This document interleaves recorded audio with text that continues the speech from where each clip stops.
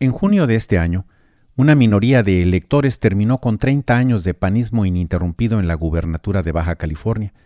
y dio el triunfo a Morena en todas las posiciones de Congreso, ayuntamientos y gobernador, para periodos reducidos que permiten sincronizar las elecciones en el Estado con las elecciones federales a partir de 2021. Un mes después de estas elecciones, una mayoría de diputados al Congreso de Baja California decidió hacer caso omiso de la voluntad popular y ampliar el periodo de gobernador de 2 a 5 años. Cabe la pregunta, ¿qué futuro puede tener una democracia sin demócratas?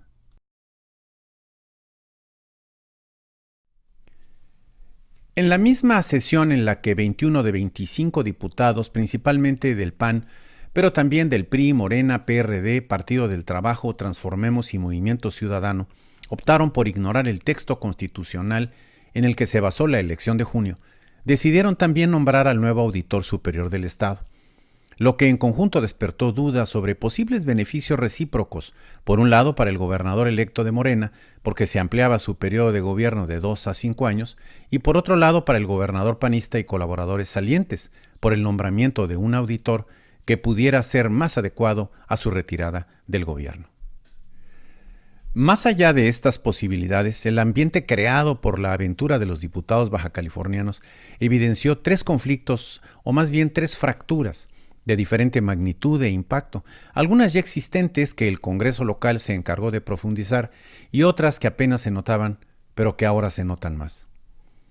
Una primera fractura que el caso bajacaliforniano expone a la luz, mayor o menor según se le quiera ver, es la que separa al presidente de la República de miembros prominentes del movimiento que lo llevó al poder,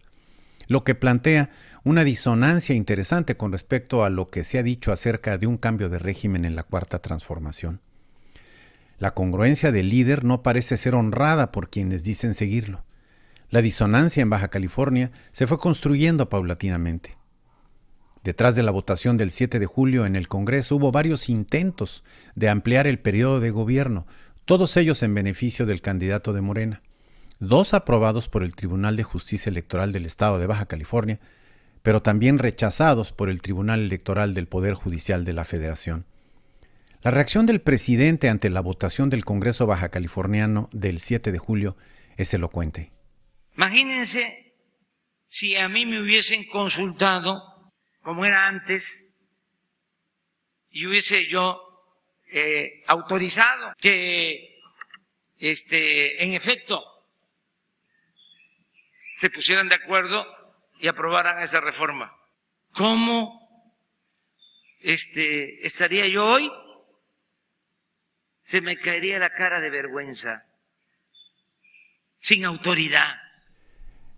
Es probable que no solo a él, sino a muchos bajacalifornianos y mexicanos quizás se nos haya caído la cara de vergüenza debido a que no fuimos consultados por los diputados y sí, en cambio, nos confirmaron con sus actos a quienes obedecen, a quienes le deben la diputación y a quién se deben como políticos. Una segunda fractura, quizás de mayores consecuencias, es la que separa y por lo tanto debilita lo legal con respecto a lo ético en la constitución y ejercicio del poder público. Puede decirse que cuando lo legal no corresponde a lo ético, cuando no hay congruencia entre ambos aspectos, algo anda muy mal en la actuación de directivos y miembros de las instituciones que supuestamente tendrían que mantener la armonía entre la legalidad que establece las reglas y la operación de la función pública en la democracia y la ética que enmarca dicha función pública desde la perspectiva de lo justo, lo correcto, lo respetuoso y lo que se esperaría moralmente de quienes son responsables del gobierno ante la sociedad. Una tercera fractura que también es oportunidad de aprendizaje y que se expone gracias a esta singular actuación del Congreso que decidió darnos gato por liebre, pensando quizás que nadie se iba a dar cuenta, es la fractura cada vez más profunda entre la democracia electoral, que sirve para crear gobiernos, y el desprecio a la participación ciudadana que se observa en el ejercicio del poder en el gobierno. Contraste al que nos hemos referido en diversos apuntes de esta serie de perspectivas. Pensando en estas últimas 2 fracturas como posibles causas del abstencionismo electoral, que en las pasadas elecciones de junio en Baja California fue superior al 70%, Invitamos a los seguidores de Perspectivas en las páginas de Facebook y YouTube, así como en las distintas plataformas de monitoreo económico de Baja California, a responder a un sondeo sobre este tema del abstencionismo, en el que, por cierto, somos líderes nacionales o estamos muy próximos a hacerlo. Conviene aclarar en este momento que un sondeo es un ejercicio de observación exploratorio, inicial, sobre percepciones acerca de hechos o problemas específicos, pero sin demasiadas pretensiones de representatividad o de generalización de juicios a partir de los resultados obtenidos. Lo que resulta de un sondeo son indicios, o si se quiere, posibilidades que pudieran en un momento dado llevar a estudios más profundos utilizando otras herramientas de investigación. Así pues, se preguntó en el sondeo cuál pudo ser la razón principal del abstencionismo electoral en el proceso 2019 de Baja California. En relación con los partidos políticos, las respuestas principales fueron, por una parte, en el sentido de que en estas organizaciones están más preocupados por mantenerse en el presupuesto público que por las necesidades de los ciudadanos. Y por otra parte, que los candidatos de estos partidos políticos no representan las necesidades de los ciudadanos en términos, por ejemplo, de edad, género, valores, visión, etc. Enfocando hacia los gobernantes, el sondeo detectó que el abstencionismo existe principalmente porque estos están más preocupados por protegerse y mantenerse en el poder que por servir a los ciudadanos, y también porque la participación ciudadana no influye más allá de las elecciones, cuestión que tiene que ver con la tercera fractura mencionada en este apunte. Hay democracia para elegir, pero no para gobernar. Finalmente, desde la perspectiva del ciudadano, el sondeo detectó como razón principal del abstencionismo la falta de confianza en la política y los políticos. Pudiera sugerirse entonces que si bien el sondeo practicado es un indicio preliminar y que no conduce a ninguna generalización, es sin embargo una observación interesante acerca de las consecuencias que están teniendo en la democracia fracturas como las analizadas en este apunte, especialmente la segunda y la tercera.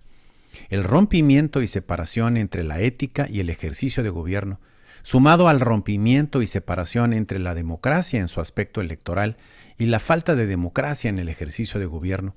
son realidades que pone de relieve la actuación de la 22ª legislatura baja californiana.